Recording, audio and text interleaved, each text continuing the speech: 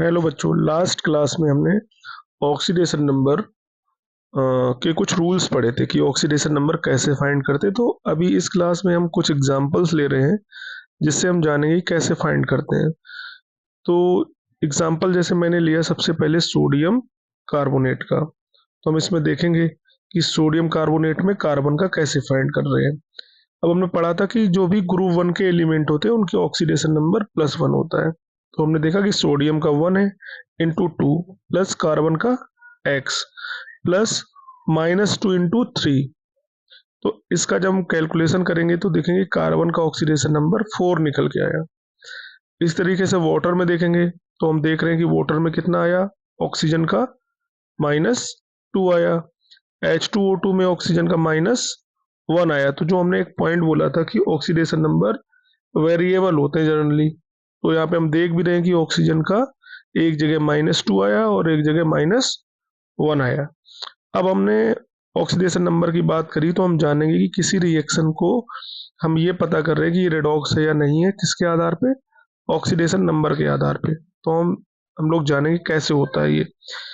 Example वही ले रहे हैं जो पहले लिया था, CuO plus H2 gives H2O plus Cu। अब हम ऑक्सीडेशन नंबर उसके ऊपर लिख रहे हैं, हर एक एलिमेंट के ऊपर। तो ऑक्सीजन का कितना होता है -2 प्लस कार्बन का कॉपर का +2। हाइड्रोजन अभी हमने पहले पढ़ा था कि अगर ये फ्री फॉर्म में है तो उसका कितना हो जाएगा 0। तो यहाँ पे हाइड्रोजन का हो गया 0। अब H2O में इसी तरीके से देख रहे हैं कि ऑक्सीजन पे -2 है और हाइड्रोजन पे +1 है, राइट, प्लस कॉपर, कॉपर का कितना है 0। अब यहाँ पे हम देख रहे हैं कि हमने देखा कि जो अपना कॉपर था वो +2 से 0 पे चला गया। +2 से 0 पे चला गया मीन्स इसका ऑक्सीडेशन नंबर डिक्रीज हो गया। अगर ऑक्सीडेशन नंबर डिक्रीज हो गया तो यहाँ पे इसका रिडक्शन हो गया। वही H2 में देखेंगे तो H2 का 0 से चला जाता है +1। अब ये 0 से अगर +1 हो गया मीन्स ऑक्सीडेशन नंबर इंक्रीज हो गया, मीन्स इसका ऑक्सीडेशन नंबर हो गया। फिर यहाँ पे कुछ दो टर्म और निकल के आते हैं, ऑक्सीडाइजिंग एजेंट और रिड्यूसिंग एजेंट क्या होते हैं। अब ऑक्सीडाइजिंग एजेंट वो एजेंट होंगे जो दूसरे को ऑक्सीडाइज करेंगे और खुद रिड्यूस होंगे। मीन्स अगर इसी एग्जांपल में हम देखें तो कॉपर ऑक्साइड जो है वो खुद रिड्यूस हो गया और उसने हाइड्रोजन को ऑक्सीडाइज कर दिया। तो यहाँ पे जो कॉपर ऑक्साइड है वो हो जाएगा अपना ऑक्सीडाइजिंग एजेंट। इसी तरीके से देखेंगे जो H2 था वो खुद ऑक्सीडाइज हो गया और इसने कॉपर ऑक्साइड को रिड्यूस कर दिया। तो जो हाइड्रोजन है वो अपना हो गया रिड्यूसिंग एजेंट। अब हमने यहाँ पे कुछ एग्जाम्पल लिए हैं, जनरली ये बोर्ड एग्जाम में पूछे जाते हैं कि किसी रिएक्शन में कौन सा ऑक्सीडाइजिंग एजेंट है, कौन रिड्यूसिंग एजेंट है। तो हम वो जानेंगे, वो ऑक्सीजन के उस पर भी जान सकते हैं। मीन्स जिस सब्सटेंस का ऑक्सीडेशन नंबर होगा, सॉरी जिस सब्सटेंस का जो सब्सटेंस ऑक्सीडाइज होगा वो हो जाएगा रिड्यूसिंग एजेंट, और जो सब्सटेंस रिड्यूस होगा वो हो जाएगा ऑक्सीडाइजिंग एजेंट, राइट।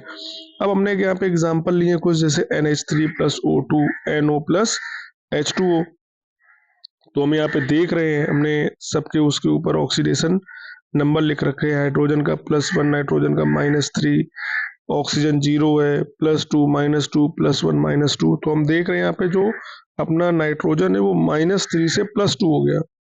अब -3 से +2 हो गया मीन्स इसका ऑक्सीडेशन नंबर बढ़ गया। ऑक्सीडेशन नंबर बढ़ गया तो ये हो गया ऑक्सीडेशन नंबर बढ़ गया तो ये इसका ऑक्सीडेशन हो गया। अगर इसका ऑक्सीडेशन हो गया तो ये रिड्यूसिंग एजेंट हो गया, क्योंकि जो खुद ऑक्सीडाइज होंगे वो रिड्यूसिंग एजेंट हो गए, मीन्स वो दूसरे को रिड्यूस कर रहे होंगे। इसी तरीके से हमने और एग्जाम्पल ले रखे हैं जिनमें मेंशन कर रखे हैं ऑक्सीडेशन नंबर, तो हम उसमें देख सकते हैं।